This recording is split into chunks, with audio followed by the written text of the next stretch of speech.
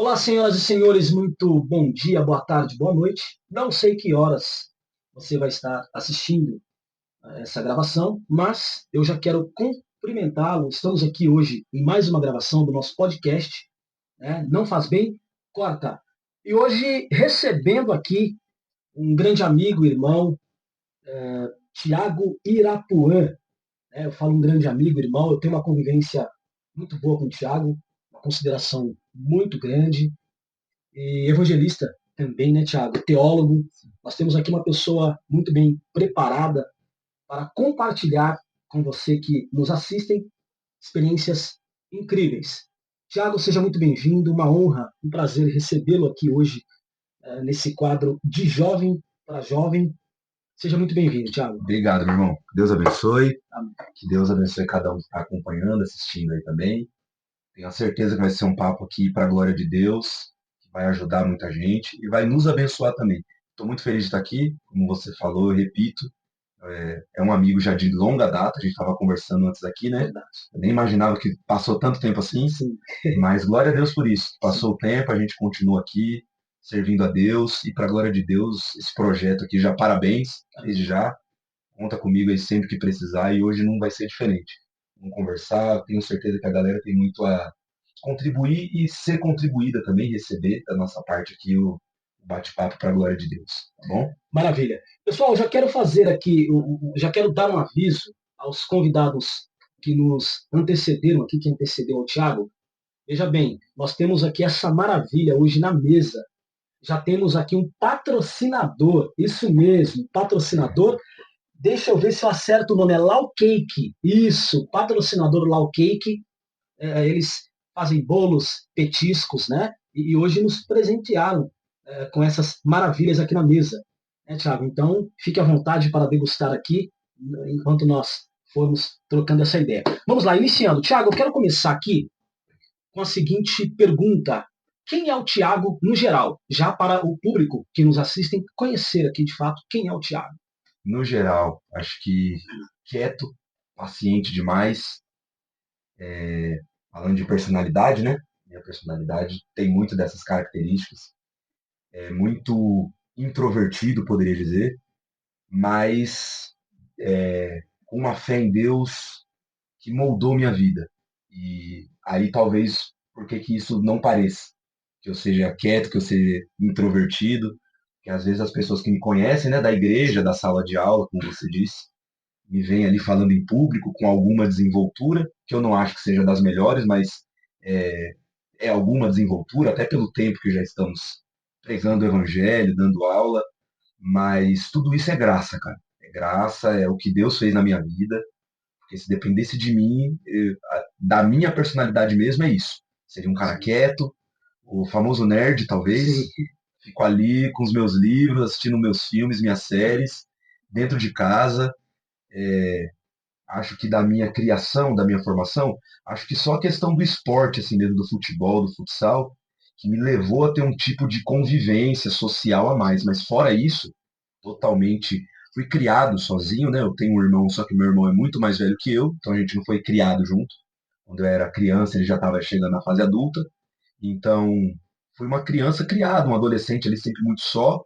E do ser humano, naturalmente, você vai se adaptando a isso, né? E aí isso foi formando minha personalidade. Mas desde muito cedo, ainda na minha adolescência, me converti ao evangelho. Conheci a voz de Deus de uma forma única, ímpar, e isso moldou minha vida. Então, hoje, pela graça, dou aula de teologia, sou professor de escola dominical, sou pregador do evangelho, mas tudo isso daí é por graça, pessoal, por graça. Se fosse falar do Tiago pelo Tiago mesmo, um jovem, já adulto agora, né? Já estou com 28, tempo passa. Jovem, jovem. Jovem, você está com 35, não está Sim, muito sim, longe, pronto. claro. Então, é, mas é mais disso aí mesmo.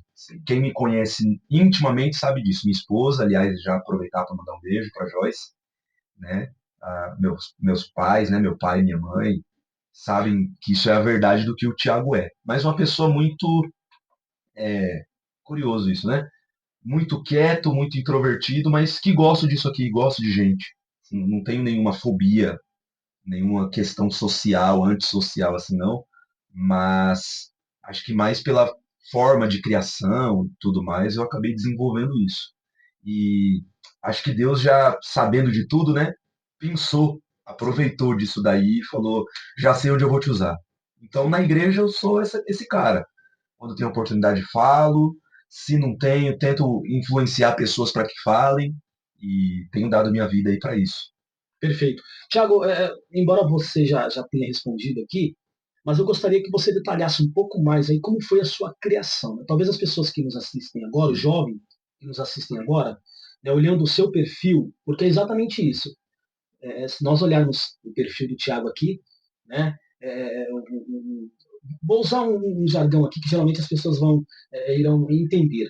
Um playboy, né, uma pessoa que veio de um berço de ouro, enfim, teve muita disciplina para chegar, né, mais ou menos Demais. onde chegou hoje. Mas como foi a sua criação, Tiago? Você nasceu em um berço evangélico ou não?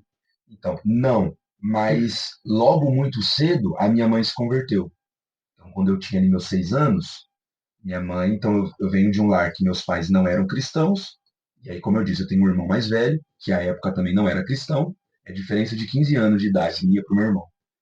E quando eu estava ali com meus 5, 6 anos, então meu irmão já estava com uns 20, 21, meu irmão se envolveu em muitas questões, criminalidade, vícios, chegou a ser preso, e nessa época, mais ou menos nessa mesma época, minha mãe conheceu o evangelho, se converteu, antes do meu irmão ser preso, tá? Minha mãe se converteu, e e aí, como eu era filho, vamos dizer assim, único, né, o caçula, minha mãe ia para a igreja, meu pai ainda não ia, então minha mãe me arrastava. Então, dos meus 6 anos ali até os meus 10, eu ia para a igreja porque minha mãe era crente e eu era uma criança. Fez muito bem para mim. Ali eu tive o primeiro contato com o evangelho, mas não era aquele contato voluntário, era involuntário totalmente. Tanto que com meus 10, 11 anos, você começa a criar um pouco mais de asa, como se diz, né? Eu já parei de ir tanto para a igreja com a minha mãe. Quando eu podia ficar em casa com meu pai, eu ficava. Antes disso, não. Minha mãe não tinha alternativa. Ela ia para a igreja, era o horário, vamos para a igreja. E aí, quando eu estava com meus 2 anos, então teve um intervalo aí de uns 2 anos que eu fiquei não indo tanto para a igreja, isso ainda criança, né? 10 anos, 11. Quando eu tinha ali meus 12 para completar 13, aí eu fui em um culto e ali eu me converti. Porque é interessante isso, né? É uma frase muito usada, um jargão, mas que é verdade. Deus não tem neto, né? Então, às vezes, ter essa compreensão de que porque a pessoa foi criada dentro da igreja, ou mesmo que ela tenha nascido em berço evangélico, como a gente costuma dizer, isso significa que essa pessoa é mais crente que alguém? Muitas vezes é exatamente o contrário. Porque até aquela pessoa ter a experiência dela com Deus vai demorar muito mais, talvez. Porque ela vai ali se acostumando com a igreja, com a vida. Como ela nunca conheceu nada de fora, ela não sente falta de muitas coisas, mas ela só vai para a igreja. Ela não teve um encontro com Deus. Eu tive esse encontro com meus 12 anos. Eu ouvi a voz de Deus numa pregação, num culto na igreja onde eu congrego até hoje, Assembleia de Deus Vila Guilherme. O pastor Paulo é meu pastor, deixo um abraço para ele também. E ele pregou nesse dia, num culto de jovens, e ali eu fui marcado. Ali eu fui marcado e desde então eu me decidi pelo evangelho, me decidi ser cristão. Mas antes disso era uma criação muito, veja, dividida, porque eu era levado para a igreja por conta da minha mãe, mas eu também tinha os exemplos do que era ser um não cristão dentro de casa, com meu pai, com meu irmão, muito mais de forma muito mais explícita, né? Mas meu pai também. Meu pai sempre foi aquela pessoa, não bebia, não fumava. Nessa época, né? Meu pai já deu muito trabalho antes, mas desde que eu nasci, meu pai se tornou essa pessoa. Não bebia, não fumava, me criava, me criou muito bem, mesmo sem ser cristão. Mas sabe aquela pessoa que é meio indiferente à religião, à fé? Então ele não ia para a igreja, mas também não impedia minha mãe de ir, nunca teve esse problema lá. Mas estava ali ouvindo as músicas dele, falando os palavrões dele, tendo a convivência social dele, e aí você crescendo nesse ambiente, você vai aprendendo um pouco dos dois mundos. Sim. Você vai tendo referência tanto do que é ser crente, como do que é ser um não crente. E, então minha criação, resumindo, foi assim, uma criação muito dividida entre o evangelho e fora do evangelho, mas como muito cedo Jesus me encontrou, né? Marcou esse encontro comigo e eu me converti, me decidi por Cristo. Então a partir de então aí mudou muita coisa. Perfeito, perfeito, Thiago. eu gostaria de entender um pouco mais a questão da chamada, tá? Tiago, é assim, eu gostaria de entender aqui como foi a descoberta da chamada para ser um obreiro, né? O momento em que você olhou e disse, eu quero isso para mim. Qual foi a sua maior experiência da certeza da chamada? Aquele momento que você olhou e falou, não, é isso que eu quero seguir, né, exatamente, eu tenho pessoas como espelho, e você se decidiu. Que momento foi esse? Justamente para que os jovens entendam, né, que existe, sim, essa certeza, esse momento. Sim. Veja, quando eu me converto, com meus 12 para 13 anos, tudo foi muito rápido. Então, com 12 para 13 eu me converto. Logo nos primeiros meses ali, aquela busca incessante, porque o que é a conversão? Então, começando a te responder assim, como ter certeza da chamada? Primeiro tem que ter uma conversão verdadeira. Era a próxima pergunta, mas já vai soltando. Tem que ter uma conversão Isso. verdadeira. Então, como diz os pentecostais, estamos na fiação, Isso. então, né? Sim, sim. Como a minha conversão ela foi uma conversão verdadeira, genuína, eu queria buscar Deus. Eu queria conhecer Jesus. Eu queria viver o que aquelas pessoas que estavam na igreja no dia que eu me converti estavam vivendo. Eu sabia o que era? Não. Eu sabia o que eu tinha que fazer? O que eu estava buscando? Não. Eu sabia que eu queria Deus. Eu sabia que eu queria aquilo. Aquilo que aquele homem, meu pastor, estava pregando naquele púlpito, que chegou a mim, eu queria ter aquilo. E eu queria mais daquilo. Então eu comecei a frequentar todo tipo de culto que você puder imaginar, agora voluntariamente. Sim. E então, quando isso começa a acontecer, logo muito cedo, então tenho a experiência do batismo do Espírito Santo, tenho meu batismo nas águas, autorizado pelos meus pais, com 13 anos, já me batizo. Então, nesse primeiro ano meu de conversão, foi muito rápido. Mergulho na fé, mergulho na vida de igreja. Porque a conversão genuína, ela vai despertar isso. Então, jovem, a conversão genuína vai despertar em você esse interesse, essa vontade de querer fazer parte daquilo. Mesmo que você não saiba como. Mesmo que você saiba que não é para pregar, não é para cantar, mas você quer fazer parte. Aí, segunda parte da resposta, como que eu fiz, como que foi para descobrir a chamada? Bom, como eu queria fazer parte, eu comecei a me voluntariar para fazer tudo que aparecia. Então, falavam na igreja que ia ter um grupo de adolescentes, e aí eu fui fazer parte do grupo de adolescentes. E aí, no grupo de adolescentes, ia precisar de alguém para cantar. Eu falar, eu canto. Eu sabia cantar, eu gostava de cantar? Nem gostava, nunca. E ainda com 13 anos, a voz masculina principalmente ainda não está desenvolvida, mas eu ia lá cantar. Aí precisava de alguém para abrir o culto, eu queria abrir o culto. Aí formaram, numa época, um grupo de evangelismo, e eu fui fazer evangelismo. E aí fizeram um grupo de teatro, e eu fui fazer parte do grupo de teatro. Montaram um grupo de intercessão, e eu dei meu nome para fazer parte do grupo de intercessão. Sempre se envolvendo, né? Tentando, tentativa e erro, como se diz, né? Sim. Fui tentando, percebendo que aquilo não era, não brilhava os olhos ainda, mas eu estava ali fazendo. Surgiu uma oportunidade de ser sonoplasta. E eu fui pro som da igreja. Eu fiquei 4 anos no som da igreja. Porque precisava de alguém, eu queria fazer parte. E juntou tudo. Na época minha mãe era obreira, então minha mãe tinha a chave da igreja, sonoplasta tinha que chegar cedo, então tinha que ser alguém que tinha a chave. E aí eu me tornei sonoplasta, cuidava do microfone, levava para casa na maletinha, limpava o microfone, guardava e ia para a igreja cedo para deixar tudo ligado. Enfim. Até que um dia, e tudo isso com meus 13, 14 anos. Até que um dia, pela primeira vez ia ter uma festa do departamento de adolescentes na igreja, e a gente tava indo pro monte. Então, ó, mergulho. Estamos indo pro monte, eu quero ir, eu quero conhecer isso aí, eu quero provar. Ninguém te forçava, Não, absolutamente nada. pelo contrário. Livre, espontânea vontade. Pelo contrário, muitas coisas as pessoas até falavam, até tentava segurar. Sim. Segura a onda um pouco. Mas não, e adolescente, você tá nessa fase de descoberta. Sim, exatamente. E talvez esse é o problema, né? Quando a gente nicha muito a vida de igreja do jovem e do adolescente, ele fica meio sem saber o que ele pode fazer na igreja. Porque só sobra a alternativa, ser cantor e ser pregador. Isso. Não, tem muita coisa para fazer. Então, olha o tanto de coisa que eu citei aqui.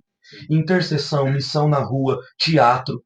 Aí depois, quando eu percebi e já foi batendo aquela vergonha do adolescente, de ter que ir lá fazer teatro, ter que colocar fantasia, aí eu comecei a escrever os roteiros do teatro. Ao invés de eu ir lá atuar, mas eu escrevia.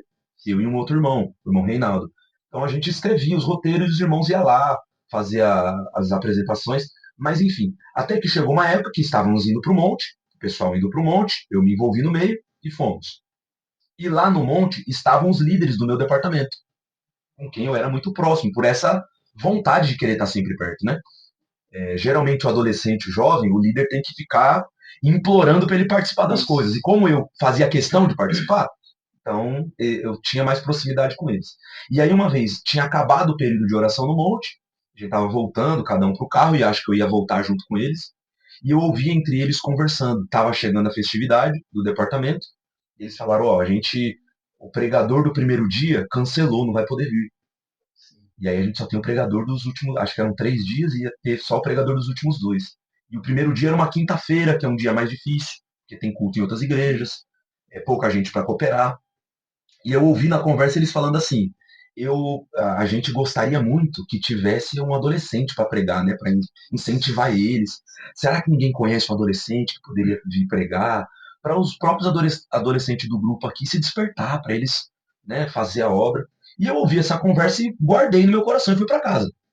Conversei com a minha mãe, orei. No outro dia tinha monte de novo, eu fui, orei no monte sobre isso. Quando terminou a oração, eu criei coragem, não sei de onde, Deus, né? Fui neles e falei: ó, eu ouvi vocês conversando assim, assim. Eu nunca preguei, mas se tiver oportunidade, se vocês não conseguirem ninguém, eu aceito pregar.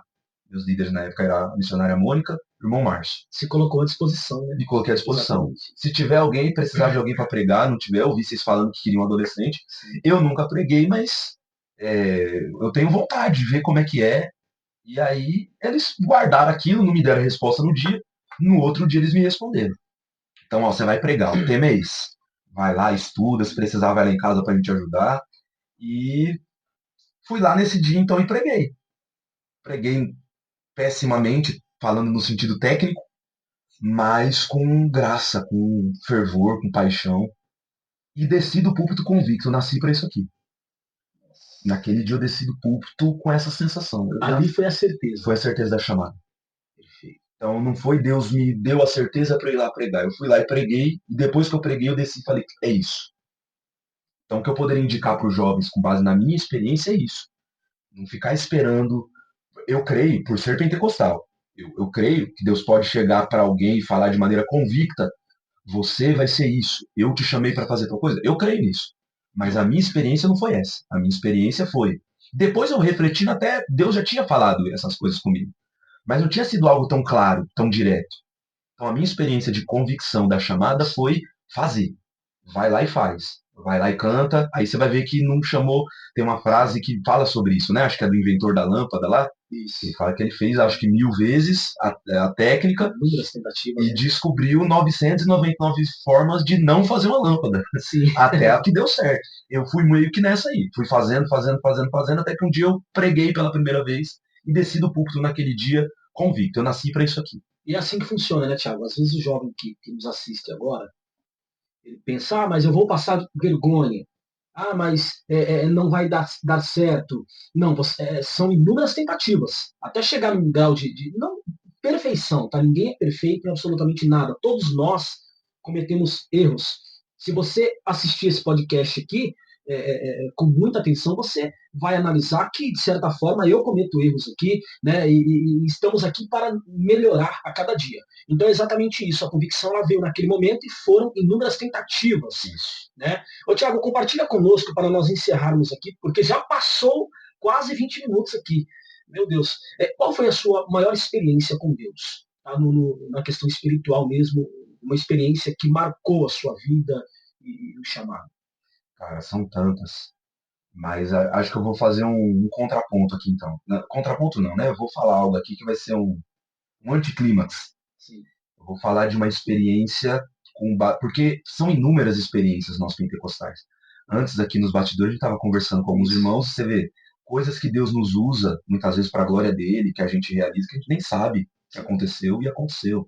Então eu já vi pessoas sendo curadas, já orei por pessoas que foram curadas, já nada muito assim de pessoa levantada, creio nisso, mas nada de pessoa levantada da cadeira de roda, isso não. Mas sabe, pessoas que estavam ali com alguma enfermidade, nós oramos e depois a pessoa testemunhou: naquele dia eu fui curado, nunca mais precisei usar remédio. E você falou isso naquela oração. Questão de profecia, de falar para alguém: ó, vai acontecer isso na sua vida, e depois a pessoa testemunhar: aconteceu aquilo que você falou e você nem lembra. Então, só para concluir, como eu disse, né, o anticlímax. Acho que a maior experiência com Deus, a que mais me marcou, que eu tive, foi uma experiência onde Deus mostrou a soberania dele para mim, no sentido de que eu já estava ali começando a estudar teologia, entendendo como é que funcionam as coisas de Deus, o que Deus faz, o que Deus não faz, e eu já estava com alguns preconceitos sobre Deus. Deus só pode fazer desse jeito, Deus só pode fazer daquela forma, o pregador só pode fazer assim, assim, assado.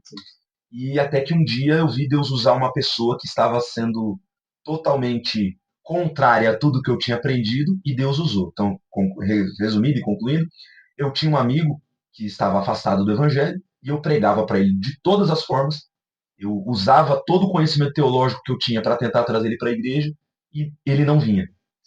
E até que um dia esse cara estava num culto, e quem estava pregando naquele dia era um rapaz que eu tinha alguma antipatia. Eu sabia que o jeito que ele pregava não estava correto, e eu sabia que mesmo fora da igreja algumas coisas dele me desagradavam. E eu falei, poxa, logo nesse dia que meu amigo veio aqui, e o cara passou, foi uma pregação de 50 minutos, e ele passou 49 minutos falando lé com cré, como a gente diz, né? Sim. Tecnicamente, teologicamente, a pregação dele foi uma pregação muito ruim, muito aquém. Sim. Só que no 1 minuto final, ele foi lá diretamente nesse meu amigo, tirou o microfone da mão, falou alguma coisa no ouvido dele, e quando o pastor fez o apelo, esse meu amigo foi lá chorando. E entregou a vida dele para Cristo de volta e ficou firme. E ali eu tive a experiência de Deus falando comigo o seguinte: sou eu que faço. Exatamente. Sou eu que faço. Então, desde então, eu parei de me prender às fórmulas, aos ritos, aos jeitos. É Deus que faz. As formalidades. Se Deus quiser usar alguém fora do. Isso quer dizer que o que o cara pregou no dia estava certo? Não, eu sei que estava errado. Mas Deus se vale de tudo, né? Uma frase de um teólogo chamado Agostinho. Deus se serve de todas as coisas. Até do que às vezes as pessoas fazem de errado, Deus se serve. Deus se serviu dos irmãos de José que traíram ele para colocar José para ser governador. Deus mandou os irmãos de José traírem ele? Não, mas Deus se serviu daquilo. Deus mandou a mulher de Potifar seduzir José? Não, mas Deus se serviu daquilo para levar José para onde ele tinha que levar. Então, comigo foi essa experiência, quando você toca no assunto, é a primeira que vem à minha mente. A experiência de quando eu fui para casa naquele dia, tendo a convicção de que Deus estava me mostrando: sou eu que faço. Sou eu que faço. Perfeito, Thiago. Chegamos aqui ao fim do primeiro bloco aí, tá? Se não faz bem, corta, daqui a pouco nós retornamos. Não faz bem, corta. Ei, empreendedor que quer expandir o seu negócio. Seu momento chegou, a hora é agora. Nós estamos totalmente livres para fazer com que os seus negócios alcancem mais pessoas. Se de repente você tem curiosidade e quer conhecer as pessoas que podem te ajudar, o telefone está aqui. E o e-mail também. É só nos procurar e você será bem assessorado.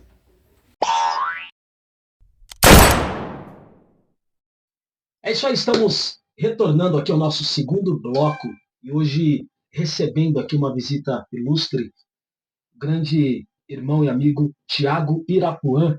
Uma honra muito grande recebê-lo aqui. Tiago, nós estávamos falando no bloco anterior sobre a certeza da chamada. Eu gostaria que você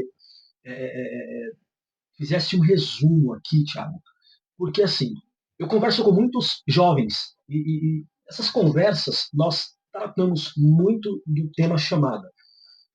E eu percebo que muitos jovens, eles acabam, de certa forma, ficando na dúvida em relação a isso. Ah, Jonathan, mas eu não sei o que fazer na igreja.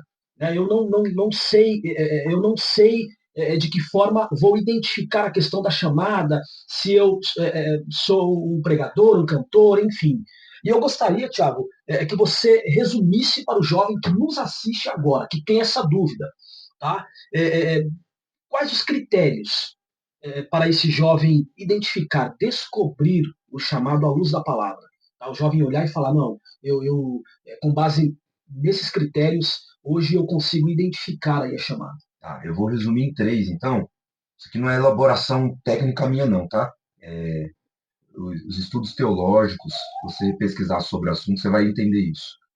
São 3 critérios fundamentais. O primeiro é a vocação, que a gente já falou aqui, então eu posso pular. O que é a vocação? É essa certeza interna. Você dentro ter essa convicção de que Deus me chamou para isso. E aí já falamos aqui um pouco do qual é um dos caminhos para chegar nessa certeza. Então, a primeira coisa é a convicção, a vocação. Depois da vocação, tem uma outra coisa importantíssima, que é critério para a chamada, que é a questão do preparo. Preparo.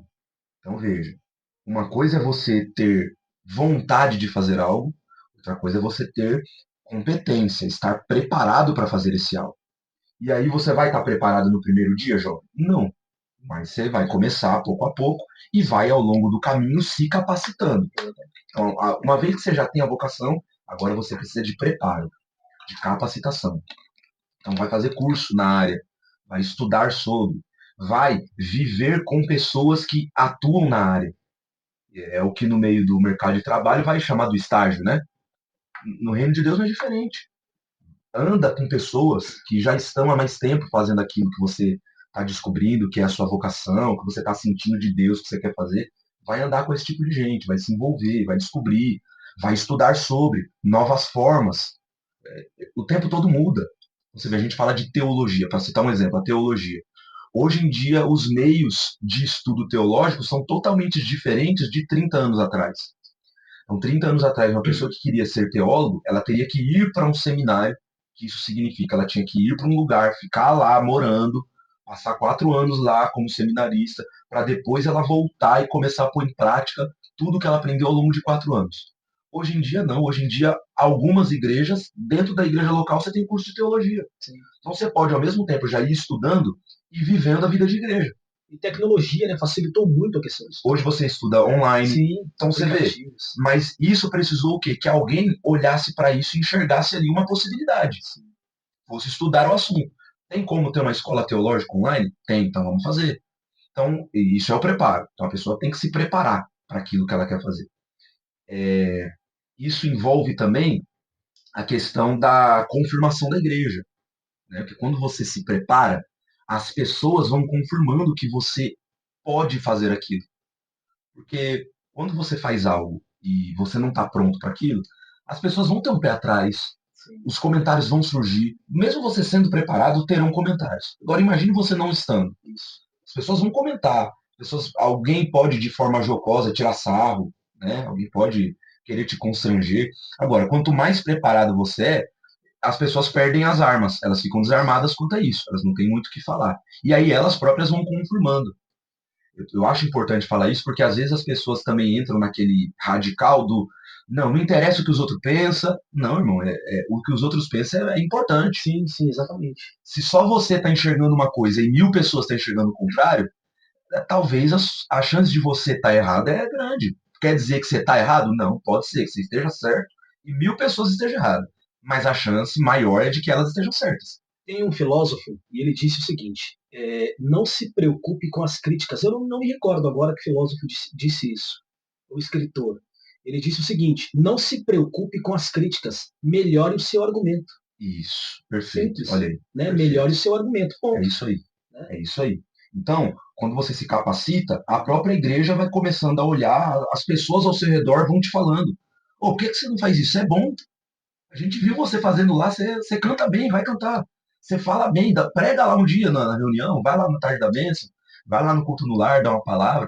Então as próprias pessoas vão incentivando porque elas veem o preparo. Então é a confirmação pela vocação, o preparo, que vai levar à confirmação da igreja, e o último critério importante da chamada é a questão da disponibilidade, que isso também tem que ser falado. Às vezes as pessoas têm a vocação, elas têm o preparo para fazer algo, mas elas não têm disponibilidade para aquilo. E aí isso conta muito para a vocação. Eu também sou ótimo em guardar a frase e péssimo em saber o nome do autor.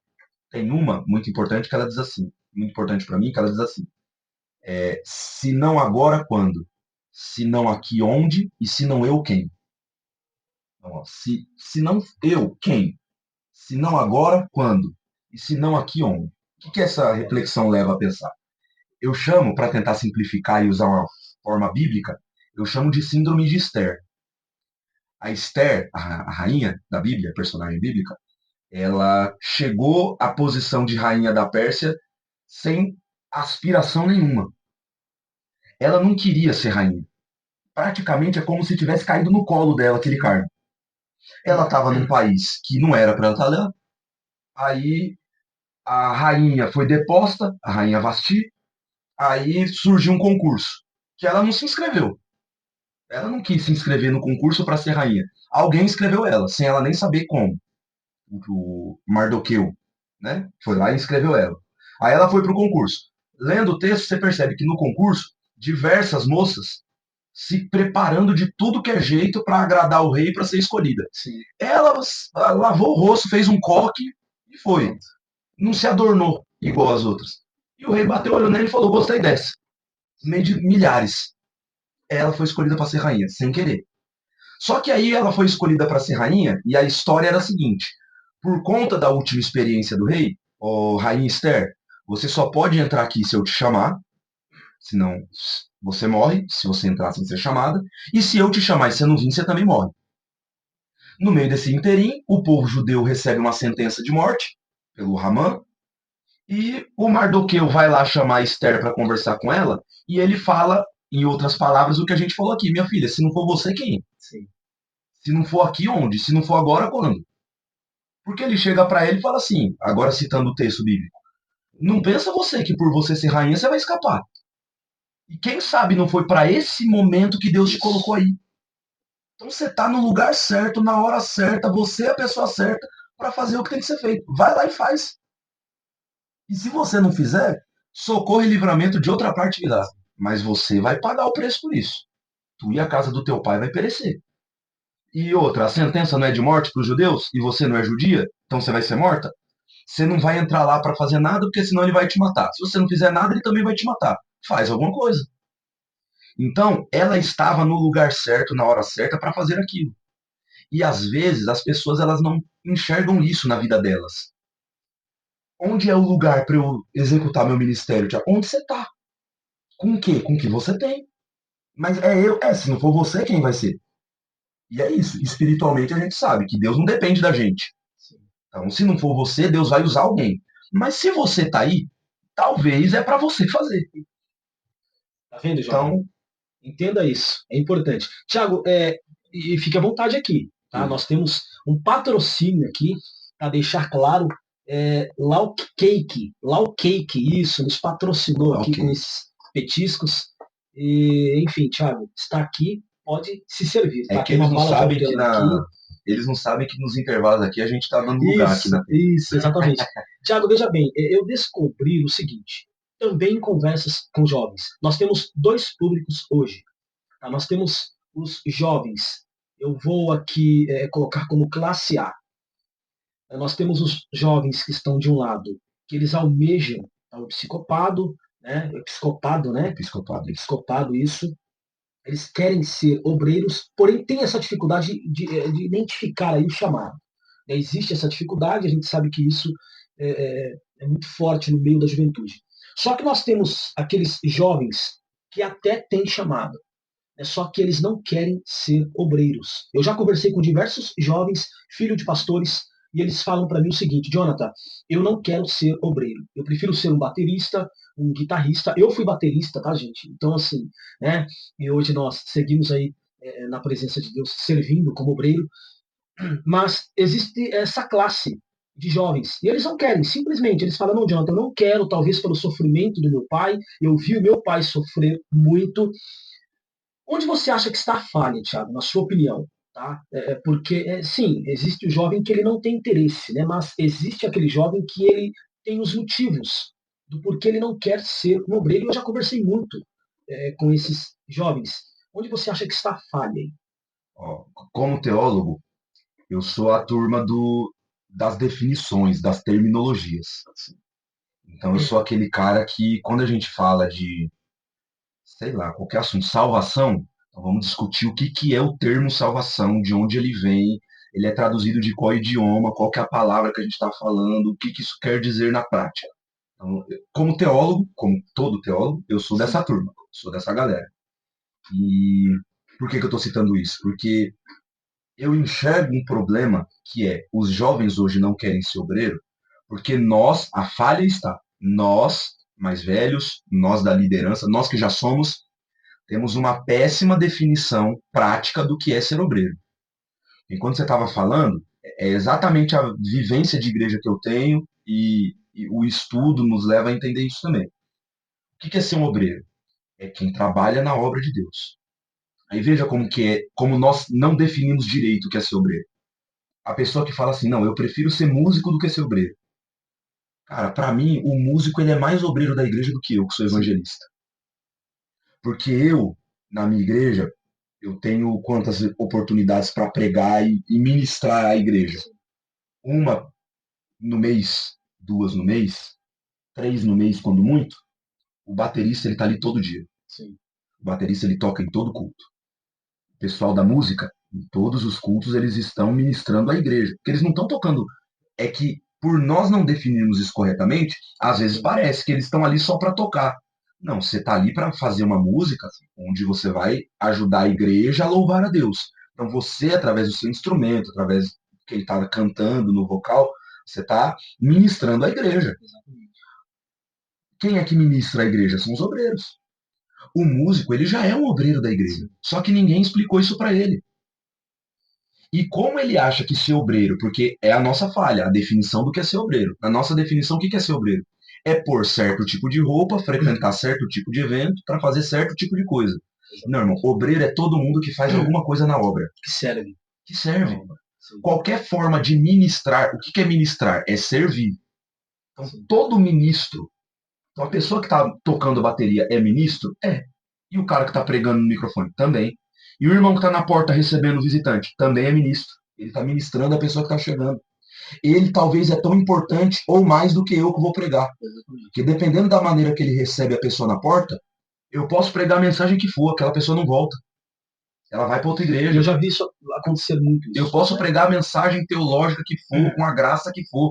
Ele pode se converter ali naquele culto, mas ele vai congregar em outro lugar. Que é a maneira que ele foi recebido, e o oposto também acontece. Se ele for bem recebido, a mensagem pode não selar tanta coisa. Ele quer voltar naquela igreja, porque ele foi bem recebido. Isso é ministro, isso é ser obreiro. Só que aí, quando a gente enquadra, para o jovem principalmente, porque o jovem ele tem essa questão da rebeldia, do transgressor. O jovem, ele não gosta desse negócio do é assim porque tem que ser.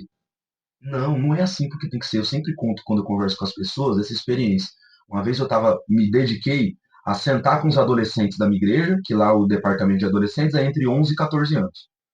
E para fazer caixinha de pergunta com eles, igual tem no Instagram. Então eles escreviam a perguntinha no papel, sem se identificar, eu ia lá, tirava e respondia. Aí, irmãos, eu percebi que o adolescente ele só quer uma explicação plausível. Ele não quer nem ser convencido. E quando que eu percebi isso? Principalmente numa oportunidade, eu sou da Assembleia de Deus também, já falei aqui, né, Vila Guilherme, e temos também o costume da Assembleia de Deus, as mulheres usando saia na igreja, os obreiros, né, terno e gravata. E uma moça me perguntou por que eu tenho que usar saia. E lá na resposta eu falei, ó, não é que tem que, mas existe o costume na igreja, é assim, assim, assado. Se você for contra o costume da igreja, pega mal, porque você está indo contra o que é costume da congregação. E aí ela levantou o dedo, ela quis se identificar, levantou o dedo, falou que a pergunta era dela, e ela era filha de pastor. E aí ela falou, eu não gosto desse negócio que, porque você é filha de pastor, você tem que se vestir assim. Sim, entendi. E aí ela tinha que ir para a escola de saia, senão iam falar dela. E aí, mas olha onde que chegou. Ela falou, depois de eu dar toda a explicação, que ela entendeu, ela falou, tá, mas onde é que surgiu isso aí? Quem foi que inventou esse negócio que tem que usar saia? Mesmo, né? E não é a rebeldia, mas não é uma questão de delinquência. É só uma questão dela dizendo assim, eu quero que alguém me explique quem foi que inventou isso, quando, por quê. E aí, se fosse outra pessoa, aliás, ela já tinha feito essa pergunta para os líderes dela, e por questão de preparo, que nós falhamos em não dar, os líderes talvez não tiveram essa resposta para dar. Os líderes só falavam para ela assim, usa e pronto, tem que usar porque tem que usar. Todo mundo usa. E isso revolta o adolescente, o jovem. Até que naquele dia ela estava de frente de alguém que, por misericórdia, teve condição de estudar um pouquinho, e eu contei para ela a história da Assembleia de Deus. Que as irmãs que vieram da Europa, as pioneiras, junto com os pioneiros, tinham uma fórmula de se vestir. Um modelo europeu de se vestir é de cobrir totalmente o corpo. e usando saias e não calças. Qual que foi o fenômeno? Quando as pessoas brasileiras se convertiam, tinha um contraste muito nítido de quem que já era crente e quem que estava começando. Por quê? Quem estava de saia já era crente e quem estava não de saia era uma pessoa que estava chegando na igreja. Então o que, que as pioneiras fizeram? Vamos uniformizar, porque o pentecostal ele tem o que no seu cerne, no seu fundamento? Aqui o Espírito Santo é igual na vida de todos. Não importa se eu sou a esposa do pioneiro ou se é a irmãzinha que aceitou Jesus hoje. Se ela se converteu e recebeu o Espírito Santo, o mesmo Deus que habita nela habita em mim. Se um visitante chegar e precisar de oração, não sou eu que tenho que orar. Qualquer crente pode orar. Só que quando o visitante chegava, quem que ele procurava? O irmão de terno e gravata e a irmã de saia. E o que, que os pioneiros entenderam? Vamos ajudar até para incluir eles mais rápido no grupo. Então, quando chegava um irmão que era obreiro e ele se tornava obreiro, eles davam terno e gravata para os irmãos. Ó, se veste igual a gente, que quando o visitante chegar, não vai ter diferença. Quem é o pastor presidente, quem é o irmão da padaria que acabou de chegar na igreja. Se ele precisar de oração, de terno e gravata, é pastor. Tá de saia, é irmã do círculo de oração, ora por mim. Isso criou a longo prazo um problema cultural. Eu reconheço isso. Que a gente pode conversar como igreja muito sobre esse assunto. O ponto é, o costume ficou. E quando eu contei essa história para ela, ela olhou para mim e falou: "Ah, entendi, vou usar saia". E passou a usar saia. O pai dela chegou para mim e falou: "O que que você fez? O que você fez, minha filha, usar saia?" Eu falei: "Eu só expliquei para ela onde é que surgiu". Era só isso que ela precisava. De alguém explicar para ela como que surgiu esse negócio de usar saia. Sobre entender a mente daquele momento daquela adolescente. Conversar com eles. Conversar com eles. Então, resumindo, essa é a nossa falha. A gente não conversa com eles. A gente só quer impor. Isso. E às vezes, até para impor, você pode, o que deve ser imposto, você impõe conversando, dialogando, não falando, faz porque tem que fazer. Porque se a verdade está do nosso lado, qual é o problema de gastar um tempo para explicar? É verdade por conta disso aqui. 2 mais 2 é 4 por causa disso aqui. Faz a conta aí. Repete a fórmula aí. Ó. Deu 4, tá vendo? Pega 2 balinhas e põe mais 2. Deu 4. Pega 2 paçoca e põe mais 2. Deu 4. Você não tá com a verdade? Então explica, gaste tempo. Mas geralmente é mais fácil e mais rápido impor. Exatamente. 2 mais 2 é 4 e decora isso e já era. E é importante para os líderes que nos assistem nesse momento. Saber entender, saber dialogar. Não os precisa, pais. Né? Isso, os pais que nos assistem, ainda que você não saiba ali a resposta de imediato, vá buscar. Hoje nós temos facilidades no que diz respeito à busca de informações. Isso. A tecnologia facilitou muito isso. Tiago, simplificando um pouco mais aqui, vamos lá para nós encerrarmos o segundo bloco, que já estamos praticamente estourando aí. A questão do cargo eclesiástico. Tá? Para que o jovem entenda a nossa língua, porque é o que eu conversei com o Thiago e com os convidados que chegam aqui. Eu não quero formalidades aqui, né? Tanto que a nossa conversa está sendo exatamente sem formalidades, ficar bem à vontade e, enfim. Os jovens que hoje, né, reformulando um pouco a pergunta anterior, os jovens falam para mim: Jonathan, eu não quero ser um diácono, eu não quero ser um presbítero, um evangelista, um pastor. Deus me livre. Jovens que já chegaram a comentar comigo, até mesmo filho de pastores. Deus me livre ser um pastor. Deus me livre ser um presbítero, um evangelista. Está simplificando um pouco mais. Nós entendemos aqui a terminologia de obreiro, né, no aspecto geral, mas agora simplificando um pouco mais, Thiago, essa questão. Onde está a falha? A falha está em, de novo, quando você põe em pequenos quadrados o que é ser um diácono. Porque veja, quando eu falo o que o diácono faz, ele serve a igreja. Qual que é a função do diácono? É pôr um terno, uma gravata e ficar na porta? Também, mas não é só. Então é mostrar para essa juventude também agora nos ouvindo entender, juventude, ser diácono não é só isso, ser pastor não é só isso, ser evangelista não é só isso. Existe um campo branquinho e farto para a gente trabalhar no reino. Então, geralmente você conversa com esse jovem que fala, ser pastor, Deus me livre. Tá, mas e ser líder de jovens? O que você acha? E aí eu acho mais legal. A função é a mesma. Então é a forma como eles entendem ali a responsabilidade. Eu falei, eu sou o teólogo chato, então é a questão da terminologia. Quando você não explica a terminologia, o que significa ser obreiro, aí vira tudo estereótipo, vira tudo fantasma. A pessoa acha que ser pastor é só aquilo. Não, o líder de jovens ele é tão pastor quanto pastor. Porque ele vai visitar as pessoas, ele vai conviver com as pessoas, ele vai ensinar as pessoas, vai discipular as pessoas, assim como a líder das irmãs, assim como o líder dos varões, assim os líderes de departamento, assim como aquele que está na sala de aula, administrando alguma coisa no reino de Deus, é um trabalho pastoral. Então, assim, entender, nós, né, explicarmos melhor o conceito, e para o jovem entender, jovem. Se joga no ministério, experimenta, faz o teste. A história de Daniel, né? Experimenta, testa aí 10 dias. Vai 10 dias lá no departamento, vê como é que funciona. Você vai ver que não é tudo isso, não é bicho sete cabeças, porque, para finalizar a minha fala, o ser obreiro, que talvez é um outro erro que a gente também cometa, o ser obreiro ele é o cargo eclesiástico, agora eu estou dizendo. O cargo eclesiástico, ele é uma consequência. Não é, ó, a partir de agora você é diácono, você vai ter que fazer. Não, você faz as coisas que tem que ser feito e aí você é reconhecido como diácono. Ponto. Né, ó, agora você tem um título de pastor, hein? Então a partir de agora você é pastor. Não, irmão, o caminho não é esse. Você só vai receber um título de pastor quando você já tiver a responsabilidade de um, a vida de um, a autoridade de um. Então, antes de ser pastor, você vive como tal, e aí a igreja vai olhar e vai falar: ó, esse cara aqui, a partir de hoje, é nomeado pastor. Então, quando o cargo eclesiástico se torna um ponto de partida, aí é onde a gente está falhando. Mas se a gente entender que é só viver o evangelho, e aí com o final da conversa a gente até perde o medo dos votos. Tipo isso, eu sou evangelista, e naturalmente você vai numa igreja aqui, vai noutra ali, os irmãos começam a chamar de gente de pastor. Isso. Irmão, é consequência. Natural, verdade. Tem que fazer. Verdade. Consequência. É isso aí, muito bem explicado. Voltamos já. Estamos de volta aqui no nosso terceiro e último bloco. Hoje recebendo aqui nosso querido amigo e irmão Tiago. Estamos tendo uma troca aqui de experiência, um bate-papo agradável.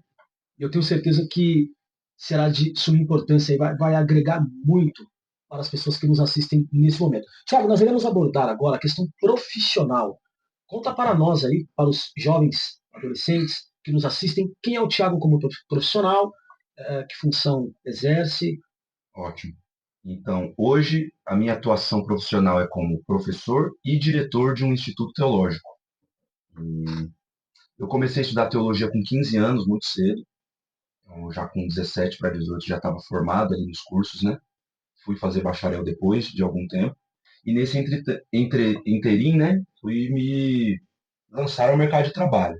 Então, trabalhei durante 2 anos e meio numa região aqui de São Paulo, na Santa Efigênia, com estoque, essa questão de logística e tudo mais.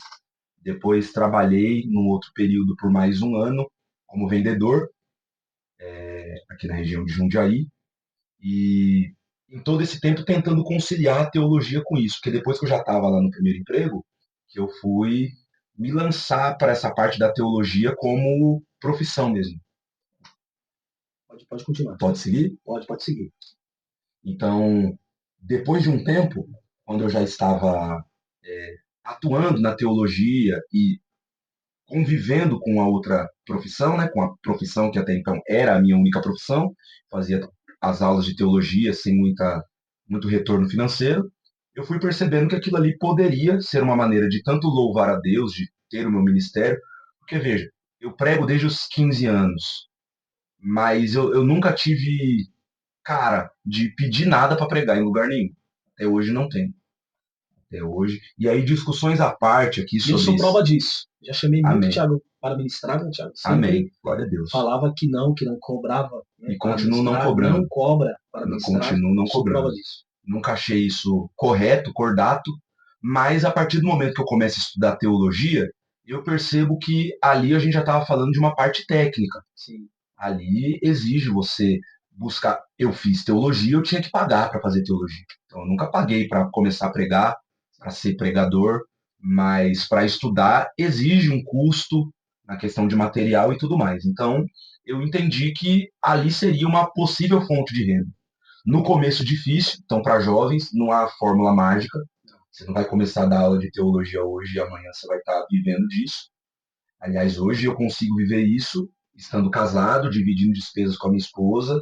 Ainda não é uma profissão que eu posso aposentar meu lar e falar, ó, deixa só comigo aqui com a teologia que eu sustento. Seria bom que fosse, mas não é. Mas já é muito melhor do que foi no Sim, começo. exatamente. Então, no começo, eu não conseguiria, por exemplo, deixar de trabalhar em outro ambiente só para dar teologia. Hoje eu já consigo isso. Então, até porque aí voltando, eu comecei como professor de teologia, hoje eu desenvolvi um projeto de uma escola teológica, de um instituto bíblico, que não aborda só teologia, mas todo tipo de educação cristã nós promovemos, questão de escola dominical, questão de curso preparatório de obreiros, a gente tem lá no instituto. E eu sou presidente administrativo desse instituto. Qual que é o nome do instituto? O jovem Boa. que quiser procurar, né, o jovem que se interessar, como que ele te encontra lá? Faça isso. Tanto pela minha rede social pessoal, que é Thiago Irapuá, Thiago Irapuá _, ou @ibadevig, que é o nome do instituto. Ibadevig. Ibadevig é a sigla de Instituto Bíblico da Assembleia de Deus Vila Guilherme, que é a igreja a qual eu faço parte. E o instituto ele foi desenvolvido por mim. Ele é um instituto que é da igreja, não é meu, mas eu sou o presidente administrativo. Eu estou presidente administrativo desse instituto. Então, além de dar aula, a gente elabora todo o cronograma, por onde que o instituto vai, que cursos vamos promover. Estamos trabalhando agora com a parte de cursos online, né? Por essa questão da geração em que estamos. Então, temos as salas de aula presencial. Aliás, você que está aí, que é da sua igreja, se tiver alguma liderança, quer levar um curso de formação de obreiro para a gente aplicar aí, quer material de curso teológico para você ter um núcleo de teologia na sua igreja, pode nos procurar que a gente desenvolve tudo isso, dentre outras coisas. E eu estou à frente desse instituto, mas acho que a parte principal, como conversando mais com jovens, né, com o público mais jovem, é entender isso, é trabalho. E como tudo na vida, você tem que trabalhar. Exatamente. Não adianta você achar, dei uma aula de teologia aqui, a aula foi boa, vou ficar rico, vou viver disso. Não, você tem que trabalhar, tem que inovar. E Deus foi muito bom porque ele me levou a aprender muita coisa que eu aplico hoje nas outras experiências que eu tive. Então, a experiência que eu tive trabalhando em estoque, entender a importância de conhecer o produto. Aí depois, a experiência que eu tive trabalhando como vendedor, essa questão de você conseguir vender o seu produto. Uma coisa é você conhecer seu produto e outra coisa é você saber vender seu produto. Tem gente que conhece o produto que tem, mas não sabe vendê-lo. E eu comecei, essa foi inclusive mais uma experiência, né, para contar, a hora que eu percebi que, poxa, para encurtar, eu fui vendedor de bicicleta e de peça para bicicleta. E eu não ando de bicicleta, eu não sei andar. Nossa. E foi a hora que eu percebi que, assim, quando você conhece o produto, Sim. tecnicamente, e você sabe vender, você vende. E foi a hora que eu comecei a perceber o seguinte, eu estava vendendo muito, coisa que eu poderia estar vendendo o meu próprio trabalho. Então, eu estava dividindo o meu tempo em vender coisas, enquanto eu não tinha tempo para vender o meu trabalho. Então, eu já era professor de teologia, mas ninguém sabia quase. Que eu não vendia, eu não divulgava, eu não apresentava. E quando eu fui tendo esses insights de entender, poxa, isso que eu estou aprendendo aqui, dá para usar na teologia. Dá para eu vender o curso, dá para eu, ao invés de simplesmente ser professor, dá para eu escrever, eu tenho competência, né, a formação para isso. Então, hoje o material lá didático da nossa escola teológica sou eu que escrevo. Então, eu escrevo, formato tudo, tenho contato com uma gráfica, a gráfica produz e a gente vende o livro. Então, eu não preciso estar dando aula, até porque eu não sou onipresente, né? Então, o dia que eu estou numa turma, não tem como eu estar em outras. Mas o material chega lá. Então, a igreja que quer ter um curso teológico, eu vendo o material que eu produzo. E vai preparando pessoas para... E vai formando gente para trabalhar com isso. Então, a minha experiência, a minha vida profissional, ela se resume nisso. Perfeito. Tiago, eu até relatei sobre essa pesquisa, né? Essa avaliação que foi feita aí pelo Ministério do Trabalho e Emprego, tá? Na gravação anterior. O que acontece? O Brasil ele registrou aí no primeiro trimestre, e eles deram o nome dessa pesquisa de NEM, tá? Adolescentes e jovens, incluindo aí adolescentes, né, a partir dos 14 anos aos 24 anos, jovens, né, essa faixa dos 14 aos 24 anos, que não estudam, não trabalham e tampouco estão procurando emprego. Tá? Foi um levantamento feito pelo Ministério do Trabalho. Isso aqui me chamou muito a atenção, Thiago. Por quê? Conversando com pessoas dentro da igreja com jovens, nós temos aqui um percentual muito grande, tá? De jovens, adolescentes e jovens que fazem parte dessa pesquisa aqui, hoje dentro das igrejas, no geral. Eu gostaria de saber de você o seguinte, Tiago, você acha que a igreja hoje ela tem um papel fundamental para ajudar a resolver esse problema ou não? Quais projetos aí seriam interessantes abordar para enfrentar o tema, né, com esses adolescentes e jovens que de fato se enquadram aqui nessa pesquisa? Mas talvez eu não preste atenção direito. É a pesquisa que mostra que os adolescentes não. Eles não não querem trabalhar, estudar, eles não querem absolutamente entendi. nada. Né? Eles querem viver de forma ociosa. Tá? Eles não buscam interesse, não têm interesse. Olham para o mercado de trabalho e Isso. essas profissões que estão aí eu não me Isso, encaixo. não. E a maioria, Entendi. conversando, né, com alguns, a maioria eles relatam, não, eu quero ser youtuber, né, eu quero ser um influencer, né, um tiktoker, né, e outros, eu quero ser jogador de futebol. Não é impossível, né, nós sabemos que não, tá? Mas quais projetos, Thiago, seria interessante abordar? A igreja ela tem um papel fundamental em relação a isso, de ajudar a resolver esse problema, sim ou não? Com certeza, com certeza. Gente, eu aprendi isso na época que eu estava estudando, na época que eu estava no curso, né? No curso teológico ainda. O professor Erivan, ele nos ensinou sobre história da Reforma Protestante, explicando a relação de um homem chamado Zwinglio. Essa história, se você quiser pesquisar, você pode pesquisar. Zwinglio, Úrico Zwinglio, que ele foi um reformador da igreja da Suíça, país suíço. A reforma começa ali na Alemanha e ela vai envolvendo, né, essas outras nações ao redor, com a questão do João Calvino, o protestantismo foi se divulgando depois. E chegou ali por volta do século XVII, XVIII, esse homem chamado Úrico Zwinglio. O Zwinglio fez uma reforma nacional que dura até hoje. Se você pesquisar hoje o número de igrejas protestantes, o número de cristãos protestantes na Suíça, ele deve ser mínimo. Mas a Suíça, já parou para prestar atenção que é um país de excelência em tudo? Quando fala do chocolate suíço, Sim. o relógio suíço, o banco suíço, o dinheiro, o franco suíço de lá, uma das moedas mais valiosas do mundo. E o professor Erivan nos contando essa história, mostrando lá as referências, né, de que por que a Suíça é um país tão bem desenvolvido profissionalmente, com tanta excelência, e tem total relação com a história da Reforma Protestante. Porque o Império Romano, antes da Reforma acontecer, trazia para as pessoas a mentalidade de que trabalhar demais é pecado. Porque é usura, né? Você vai ficar vaidoso, você vai ganhar mais dinheiro do que precisa, você não vai ter tempo para servir a Deus, seus recursos vão ficar para você e Deus, a igreja precisa que você vai lá e entregue o que você tenha. Quando a reforma protestante começa, baseado no texto de Colossenses, o Zwingli começa a pregar a mensagem do texto de Colossenses que diz que tudo o que fizerdes, faça de todo o coração, como para o Senhor e não para os homens. Então a igreja protestante ela nasce com essa mudança de chave na questão profissional. Enquanto a igreja romana dizia, não trabalha demais não, a igreja protestante nasce dizendo o seguinte, trabalha para a glória de Deus. Trabalha de forma que o seu trabalho glorifique a Deus. E na prática, como que é isso?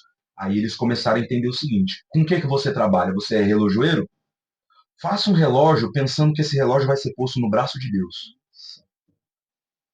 Você vai produzir um chocolate? É isso que você trabalha? Igual o Lau Cake? É isso que você faz? Faz um chocolate, um bolo, pensando que Deus vai comer esse chocolate, esse bolo. Se você estivesse fazendo um bolo para Deus comer, que bolo que você faria? Se você estivesse fazendo um relógio para pôr no braço de Deus, que relógio que você faria? Com excelência? O melhor? Pois é, tudo que você faz, faça como para o Senhor e não para os homens. Nossa, e aí o povo suíço começou a ser inundado com esse tipo de pregação, de estímulo, e eles começaram a ter essa excelência. Eu vou fazer um pão não para um ser humano qualquer, eu vou fazer um pão como se fosse para Deus comer.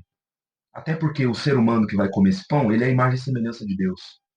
Então faça o seu melhor.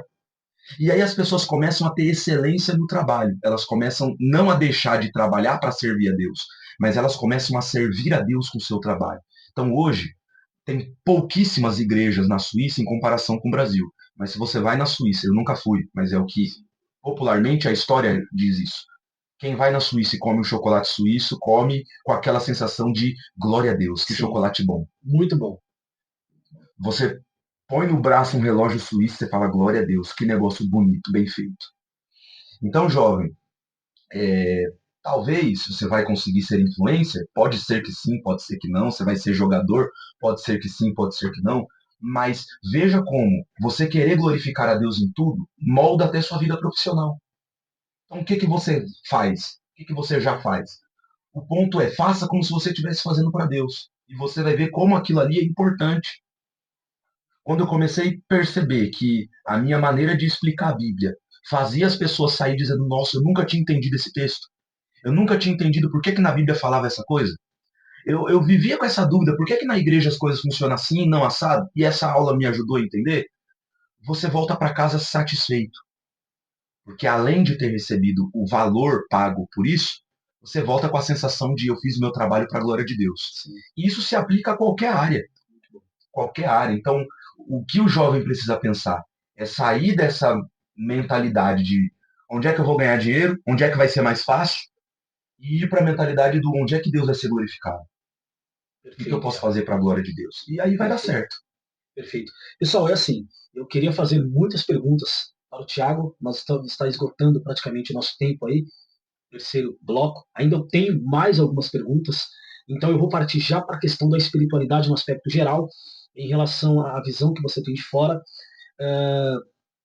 Thiago, compartilhe conosco aí, na sua visão, o que falta nos jovens, tá, nos dias atuais em relação à questão espiritual. Você acha que os jovens hoje eles têm vivido experiências com Deus ou eles não têm vivido experiência com Deus? Se não vivem, tá, seria a falta de interesse devido a tantas coisas que surgem como distração ou falta de líderes com visão e estratégia para lidar com isso? Tá? De que forma você enxerga? Com certeza a espiritualidade tem ficado em último plano. A espiritualidade de verdade, né, pessoal? Porque hoje em dia tem muita gente até que não é crente falando de espiritualidade, né? Sim, sim, verdade. Virou, como que eu poderia dizer, um modismo. Sim. É muito comum você seguir qualquer pessoa na internet aí, a pessoa fala, oh, não, a espiritualidade é importante. E aí eles falam, né? Eu não estou falando de religião, eu estou falando de espiritualidade. Sim. Como se a espiritualidade fosse, sei lá, positividade. Sim.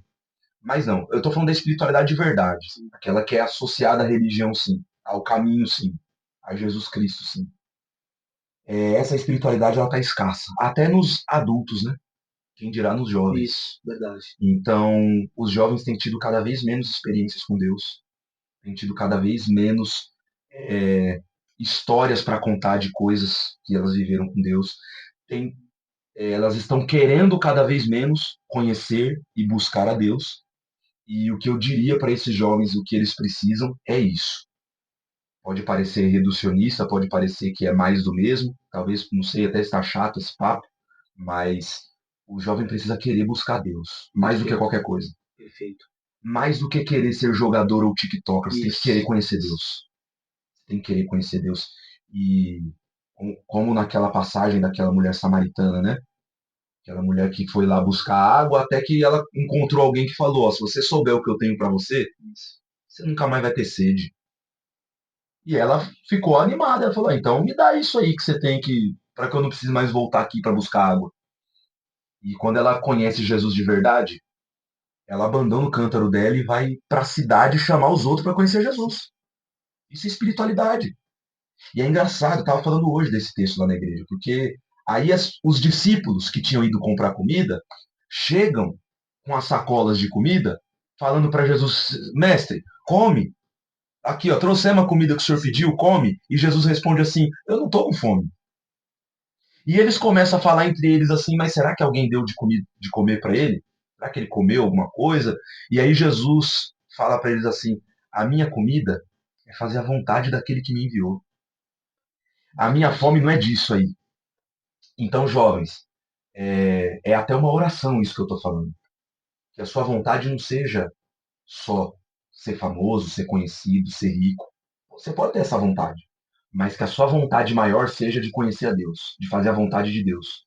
Porque quando essa é a nossa principal vontade, a gente deixa o cântaro para lá. Perfeito. Deixa o cântaro aí que tem, eu vou chamar mais gente para conhecer isso que eu conheci. Ela entra na cidade e ela era uma mulher que evitava contato social. E agora ela está entrando na cidade chamando um por um. Venham ver quem eu conheci. Talvez ele é o Cristo. Venham ver, venham conhecer. E ela leva a cidade toda até Jesus. Tanto que Jesus precisou ficar ali na região de Samaria.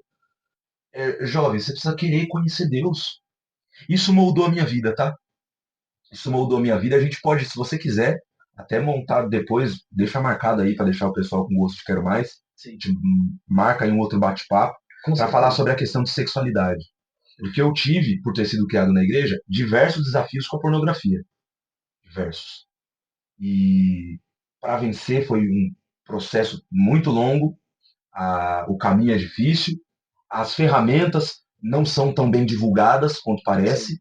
Então é um assunto que vale a pena a gente conversar sobre, para jovem principalmente. É um assunto do qual eu palestro em algumas igrejas. Eu tenho uma palestra chamada O Caminho da Pureza, e a gente fala especificamente sobre sexualidade. Mas para concluir, por que eu estou falando isso?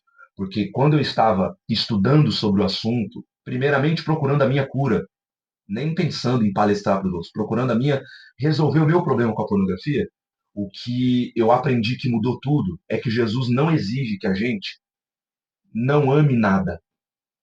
O mandamento principal do evangelho não é ame apenas a Deus. Porque se fosse, o que Deus estaria dizendo é o seguinte, ó, você para de amar tudo, você só pode amar Deus. Não, o que ele mandou foi ame a Deus acima de tudo. Então, quando a gente fica tentando negar os nossos outros amores, a gente nem ama a Deus direito e a gente começa a fortalecer esses outros amores que a gente tem. Quando você entende que, poxa, cara, eu gosto disso aqui, não vou enganar ninguém, não vou mentir, não, eu gosto disso aqui, mas eu gosto mais de Deus. Perfeito. Eu amo isso aqui, só que eu tenho um amor que é maior. Entenda isso. Eu amo a Deus acima disso aqui. Não é que eu deixei de amar, não é que eu me converti e deixei de gostar de sexo. Não é que eu me converti e deixei de gostar de ganhar dinheiro. Não é que eu me converti e deixei de gostar de outra coisa. É que agora eu me converti e eu amo a Deus acima disso aqui tudo. Então eu consigo deixar o cântaro para trás. Porque eu tenho algo tão mais importante, eu tenho algo tão mais precioso, como aquela passagem onde Cristo fala que a conversão é isso, o reino de Deus é isso. É como um cara que encontrou uma pérola de grande valor e ele enterrou aquela pérola e ele vendeu tudo que tinha para comprar aquele terreno. Ele deixou tudo para trás por conta daquilo, porque ele sabe que o que ele encontrou vale mais. Então, o que a gente precisa para a nossa vida espiritual melhorar é isso. Então, jovem, ame a Deus acima de tudo. Acima de tudo. Não tenta ir pelo caminho do vou deixar isso aqui para trás, não. Não. Entra pelo caminho do vou amar a Deus mais do que tudo isso aqui. Você vai ver como naturalmente você vai deixando essas coisas para trás. Perfeito, Tiago, perfeito. Tiago, apenas para nós concluirmos aqui sobre esse tema que nós abordamos, o que um líder precisa possuir como características, tá, justamente para fazer com que o jovem entenda, para levar isso ao jovem, tá, fazer com que o jovem se interesse aí na busca das experiências com Deus, tá, sem imposição. Hoje nós vemos muito ao que nós estávamos conversando aqui, a questão do líder que ele quer impor. Olha, você tem que, precisa, ou às vezes ele quer impor, né? Tem que estar aqui, você deve estar aqui na consagração. Não que o jovem, né, o adolescente não precise estar ali, com certeza precisa. Mas às vezes o que acaba acontecendo é uma imposição, não desperta o interesse. Né? Eu falo por experiência própria, assim. Eu tinha muito interesse em estar, em se envolver, praticamente é aquilo que você disse, né? Se envolver com as coisas da igreja, com as coisas de Deus. E um líder, qual que seria o papel do líder em meio a tudo isso, esses confrontos que o jovem, que o adolescente, o jovem enfrenta? Ó, o teólogo chato. O que é ser líder? Ser líder é conduzir pessoas a um objetivo comum. Isso é liderar. Liderar, aqueles memes que os jovens que nos acompanham aí já devem ter visto. O líder, ele é diferente do chefe. O chefe fala vai, o líder fala vamos. Sim. O chefe, o dono, o patrão, ele fala faça. O líder é aquele que fala, vamos fazer um negócio ali? Vamos fazer? Então ele faz junto. Então, o que a nossa liderança, toda liderança precisa? De, número um, a gente usa muita expressão moral, mas não é essa palavra corretamente. Testemunho. O que eu quero dizer com testemunho? Referência. Geralmente o jovem percebe, e as lideranças no geral, elas às vezes se esquecem disso. Eu ouvi isso do pastor Silas Malafaia, que é uma autoridade no assunto. As lideranças, elas se esquecem que as pessoas estão vendo. Isso. Às vezes elas acham que o povo não está percebendo o que ele está fazendo. O povo está percebendo. Sim, sim. O povo está. Você acha que aquilo que está acontecendo nos bastidores ninguém está sabendo? O povo está sabendo, o povo está vendo. As pessoas veem. E aí, esse é que é o ponto. Quando você tenta ser um líder que você fala uma coisa, mas faz outra, quando você fala uma coisa e não faz o que você está falando, as pessoas pegam isso como referência. Então, qual que é um dos erros das nossas lideranças?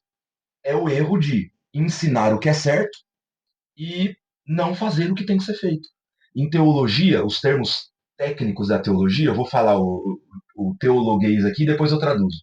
Sim. A gente chama de a diferença da ortodoxia para a ortopraxia. O que é uma ortodoxia? É uma doutrina reta. E o que é uma ortopraxia? É uma prática reta. E o grande problema das igrejas, das lideranças, é que elas estão divorciando a ortodoxia da ortopraxia. Então, às vezes, a doutrina é correta. O que está sendo pregado é correto, mas a prática não. Sim. Então, ele fala para o jovem dele, ó, vocês têm que vir para o ensaio, mas ele não vai no ensaio do grupo dele. Esse mesmo líder que cobra do jovem está na escola dominical, quando não é ele que vai dar aula, ele não está na escola dominical. Exatamente. Esse mesmo pastor que cobra dos obreiros fazer uma coisa, ele não está fazendo. Sim. A ortodoxia está certo, o que ele está falando está certo. Era o que Jesus falava dos fariseus. Isso. Tudo que eles falam, façam. Eles não ensinam nada errado. O problema é, não imita o que eles fazem.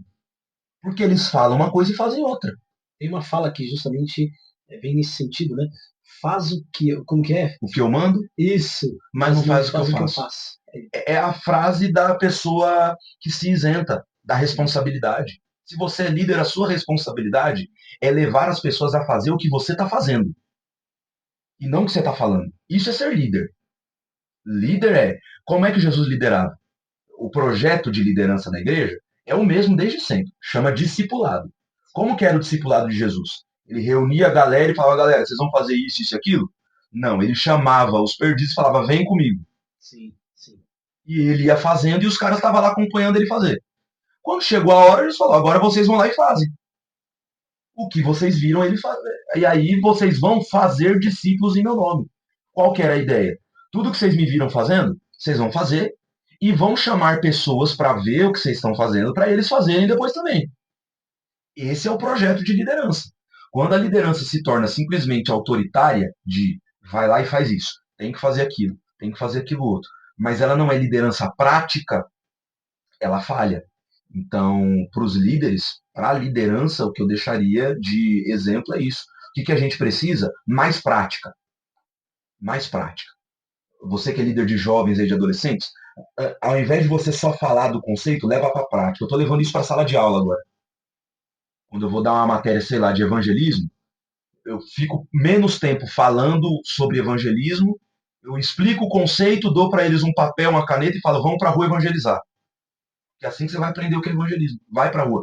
Encontra alguém no meio da rua e conversa 10 minutos com ele, prega o evangelho para ele. E me traz um relatório. É assim. Prática. Prática. Vem comigo, vê como é que funciona, viu? Agora você vai lá e faz. Se a liderança for só, é isso, é isso. Lembra que eu falei aqui da questão do seminário? Sim. Esse era um problema. É por isso que muito pentecostal ainda tem medo de teologia. Porque antigamente só tinha seminário. Então a pessoa, para estudar teologia, ela tinha que ir para lá. Os maiores, e a maioria dos seminários, eram de igrejas tradicionais. Que é a igreja que não crê no dom de línguas, que não crê nos dons do Espírito, que não crê no arrebatamento da igreja de forma secreta. eles têm outras doutrinas nesses sentidos, outras interpretações doutrinárias. Aí o que acontecia com o pastor pentecostal? Ele pegava o jovem e falava, ó, vai lá fazer teologia. Aí ele entregava um jovem falando em línguas, cheio do Espírito Santo, para o seminário, o cara vivia lá 4 anos. Quando ele voltava falando tudo que ele aprendeu, que é tudo contrário do que a igreja crê. Exatamente. Aí o pastor olhava e falava, a teologia matou esse cara. Sim. Eu mandei o cara para estudar teologia, ele voltou falando que não pode falar em línguas, que não pode, não existe batismo com o Espírito Santo, que isso aí é outra coisa. Então a teologia no meio pentecostal ficou muito mal vista por essa razão. Porque, veja, tinha a ortodoxia, mas não tinha prática. Hoje, o que a gente precisa? Unir as duas coisas. Não é só falar, é mostrar. É dar testemunho. É dar testemunho. Perfeito. Muito bem explicado. Então, entenda isso. Você que é líder aí na sua igreja, de adolescentes, jovens, muito importante. Tiago, eu gostaria agora de abordar contigo o último tema aí para nós encerrarmos, né? A questão do chamado. Tá? A questão do chamado, você como obreiro no aspecto geral, né? Eu entendi Sim. aqui a terminologia. O cargo eclesiástico. Hoje Sim, você sim, é evangelista, né? Sou. E hoje, Tiago, o que representa o seu ministério para você? Hoje você preside também uma escola teológica, como já foi falado aqui, ele já Sim. falou. Conta para nós aí o que representa o seu ministério hoje para você e como foi a sua disciplina até chegar a esse momento, o momento em que você está vivendo hoje. A disciplina, ela é a definição do meu ministério. Eu não sei porquê, tá? Eu só creio. A Bíblia, em Romanos 12, ela vai falar sobre os dons. Os dons dados por Deus para as pessoas na igreja. Vai falar do dom de profecia, vai falar do dom de misericórdia, do dom de socorro, e vai falar do dom do ensino. Eu não sei porquê, mas só no dom do ensino, que é Romanos 12, 7, a Bíblia vai dizer assim, se é para ensinar, que haja dedicação ao ensino. Ela não fala para o profeta que ele tem que ser dedicado, ela não fala que o cara que exerce misericórdia tem que ser dedicado, ela não fala que o dom de cura tem que ser, ela fala que o dom do ensino tem que ser dedicado. Então, disciplina é a palavra. Tem que haver dedicação. Você tem que estudar muito mais do que você fala. Você tem que ler muito mais do que você transmite. Você tem que preparar muito mais tempo do que o tempo que você passa falando. Se a sua pregação é de uma hora, seu preparo para essa pregação de uma hora tem que exceder uma hora. Muito mais. Então, o meu cargo, exige total disciplina. E, de novo, por que eu falei que eu não sei porquê, mas eu creio nisso. Mas eu acho que seria bom que todo o ministério, todo o cargo que a pessoa que está nos assistindo tenha, ela levasse isso à prática. Seja dedicado. Seja dedicado. Tenha mais capricho. Às vezes as pessoas pecam por falta de capricho. Isso, exatamente. Seja caprichado, meu irmão. Não é errado ser caprichoso, não. Não é errado você ter um capricho de falar, não, essa palavra aqui não está certa. Deixa eu pesquisar como é que fala ela do jeito certo. Quer dizer que se eu falar errado, Thiago, eu não tô. Não, irmão, não é nada disso. Mas tenha mais capricho. Seja mais dedicado ao que você está falando. Lembra que você está fazendo para o Senhor e não para os homens. Então seja mais caprichado. Aquele relógio poderia ser só um relógio. Só colocar lá 3 ponteiros, colocar uma pulseira. Tem um pouquinho mais de capricho. Isso faz a diferença no final. Você olhar para um relógio e falar, rapaz, esse detalhezinho aqui fez toda a diferença. Então, eu acho que o meu cargo eclesiástico de um evangelista, ele é um cargo de auxiliar o meu pastor, de levar o evangelho. Então, eu sou um pregador, né, de forma itinerante, mas não sou um itinerante aventureiro. Eu sou um itinerante que eu tenho uma igreja onde eu congrego, eu tenho um pastor que me abençoa, que sabe para onde eu vou, para onde eu deixo de ir, quando eu vou, quando eu não vou. Mas como eu estou muito indo em outras igrejas, atendendo muitos amigos, muitos irmãos, exige muita disciplina, muito preparo. Exige a disciplina de chegar um momento de você aprender, com isso eu sofri, a falar não para muito convite. Sim. Porque se eu aceitar todos os convites que eu recebo, tem mês que eu não passo um culto na minha igreja. Então, assim, eu preciso aprender a falar, ó, não vai dar, porque se eu aceitar esse convite, na outra semana eu já tenho, na outra eu já tenho. Então, dedicação e disciplina é a palavra-chave do meu ministério. E que seja no ministério de todo mundo, porque eu acho que não prejudica em nada, só agrega você ser dedicado. Então, eu enxergo o meu cargo como sendo esse cargo de contribuição, principalmente para o ensino, porque eu descobri que a pregação do evangelho, ela é ensino. Então, quando eu prego, quando eu sou chamado para pregar, não para dar uma palestra ou para dar uma aula, quando eu sou chamado para pregar, como pentecostal que eu sou, eu prego como um pentecostal. Mas eu me preocupo muito mais com o ensino. Se eu tiver meia hora para pregar, eu vou gastar 20 minutos ensinando e 10 minutos aplicando. Se eu tiver uma hora para pregar, eu vou gastar a maior parte do tempo ensinando, explicando. A minha preocupação é que a pessoa saia da igreja dizendo: eu entendi o que foi pregado. Fundamental. Se a pessoa entendeu, eu fiz minha parte. Sim. Se a pessoa entendeu o que eu estava dizendo, eu fiz minha parte. Se a pessoa vai chorar, se ela não vai chorar, se ela vai falar em língua, se ela vai ser batizada, se ela vai ficar brava, se ela vai crer ou não, isso não é função minha. A minha função é explicar. Então, enquanto pregador, enquanto evangelista, enquanto professor e enquanto agora diretor de instituto teológico, o meu ministério tem girado em torno disso, fazer com que as pessoas entendam, o evangelho. Porque entendendo faz muito mais sentido e fica muito mais fácil das pessoas viverem. Perfeito, muito bem explicado. Tiago, vamos para a última pergunta. Bora. E eu vi recentemente você falando sobre isso. Né? Você mencionou, eu achei muito interessante. Seria bom nós deixarmos isso claro para o jovem, para nós encerrarmos. Quais características um líder precisa ter para liderar? Eu vou usar a terminologia aqui com excelência. Claro que dentro daquilo que nós chamamos erros e acertos, mas quais as características o líder precisa ter, Tiago? Em primeiro lugar, disposição. Disposição. Eu já estou partindo da premissa aqui que esse líder é crente. Que esse líder ama a Deus acima de todas as coisas. Estou partindo dessa premissa. Então, se a pessoa não ama a Deus acima de todas as coisas, nada do que a gente conversar, explicar aqui vai ser útil. Sim, exato. Então, eu estou partindo da premissa. O líder, ou o obreiro, a pessoa que está ali fazendo o seu ministério, a pessoa que está ali liderando, e ela é um crente genuíno. Ela ama a Deus acima de todas as coisas. O que ela precisa ter para ter uma liderança de excelência? Disposição, disponibilidade,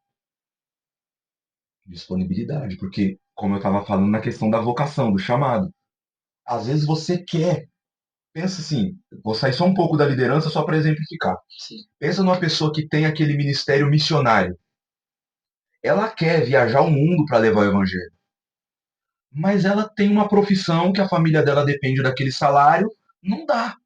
Ela não tem disponibilidade. Ela até tem disposição para viajar o mundo inteiro e pregar o evangelho, mas ela está disponível para isso? Não. Pensa numa pessoa que ela é solteira e ela tem disposição para fazer a obra missionária, para visitar hospitais, para visitar o mundo, para ir em tribos, levar o evangelho. Só que esse jovem, ele tem um pai e uma mãe que depende dele. Ele vai largar o pai e a mãe para ir pregar o evangelho? E deixar o pai e a mãe? Não, ele não está disponível. Ele está disposto, mas ele naquele momento não está disponível. Então a liderança é a mesma coisa. O líder que não tem disponibilidade, o grupo sofre, o departamento sofre e ele sofre. Porque ele quer liderar, mas ele não consegue, ele não tem tempo. Ou quando o tempo que sobra, aí ele sacrifica o tempo da família para liderar. E acontece muito isso. Né? Então, assim, o líder ele precisa ter alguma disponibilidade. E além da disponibilidade, a disposição, que aí é outra coisa. Porque também tem muita gente que está disponível, mas não está disposta. Ela não quer, ela não tem disposição para aquilo. E ministério, liderança principalmente, requer disposição.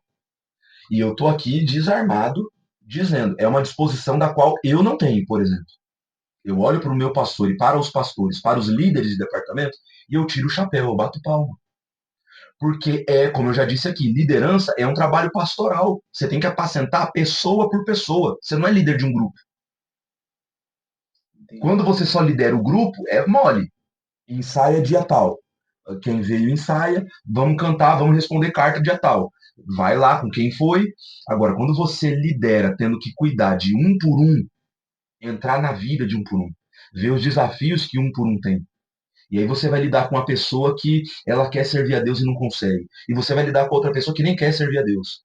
Você vai lidar com aquele jovem que queria estar indo responder a carta, mas não pode. E você está lidando com aquele outro que está indo responder carta sem querer ir. Isso aí é um trabalho excessivo. É um trabalho que exige disposição. Quem não tem disposição, abre mão disso na hora. Abre mão disso na hora. Então, a liderança, para ser feita com excelência, ela precisa de disponibilidade e de disposição. Se você está disposto, se você está disponível, vai para cima, meu irmão. Deus vai te ajudar. Esteja diante de Deus, vivendo, amando a Deus sobre todas as coisas, fazendo o que aquela mulher que eu já citei aqui hoje, a samaritana, fez.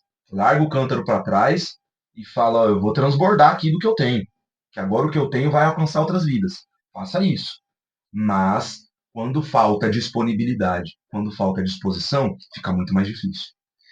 Perfeito. Pessoal, eu queria fazer mais perguntas aqui para o Thiago, uma conversa que passou muito rápido, e eu confesso que eu vou marcar novamente para nós Por favor. ter mais um bate-papo. Precisando, estamos Thiago, muito obrigado por ter aceito o nosso convite. Tá? Chegamos aqui ao fim de mais um bloco. Considerações finais, Thiago. Gratidão. Eu sou grato literalmente pela sua presença aqui, por ter aceito o nosso convite. O Thiago é um jovem, né? Eu vou falar jovem aqui, um jovem de muitos compromissos. Tá? Muitos compromissos mesmo. Mas quando eu entrei em contato, ele prontamente ali, né, já deu um retorno e aceitou. Thiago, muito obrigado. Eu que agradeço, meu irmão. Eu que agradeço você. A todo mundo está fazendo parte disso aqui junto com você. Ao pessoal que está assistindo. Deus abençoe você. Minha consideração final, que eu tenho vivido, é isso. Eu quero transbordar isso, porque é o que eu tenho vivido, é o que tem me preenchido. Queira conhecer mais a Deus. Queira ter uma vida com Deus. Isso faz toda a diferença. Queira buscar a Deus de todo o coração, de toda a tua força, de todo o teu entendimento. Isso vai mudar tudo.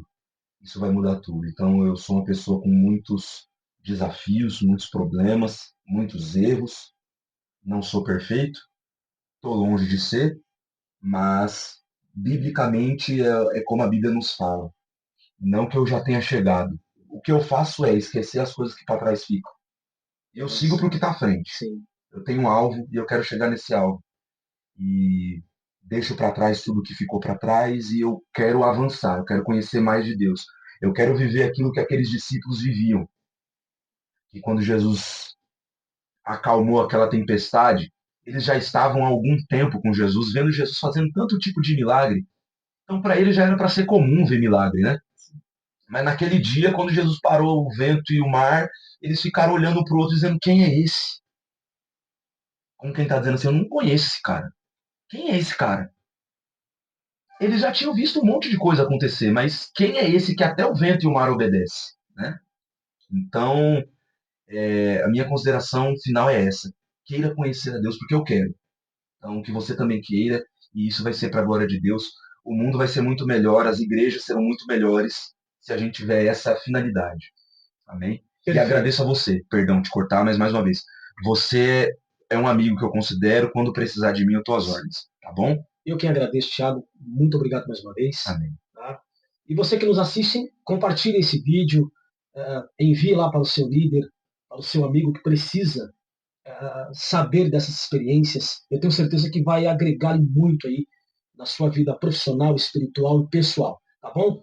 Siga-nos nas redes sociais, no Instagram, no YouTube, e teremos muitas outras gravações aqui que eu tenho certeza que vai agregar ainda mais aí conhecimentos para a sua vida. Um abraço a todos, beijo no coração. Se não faz bem, corta.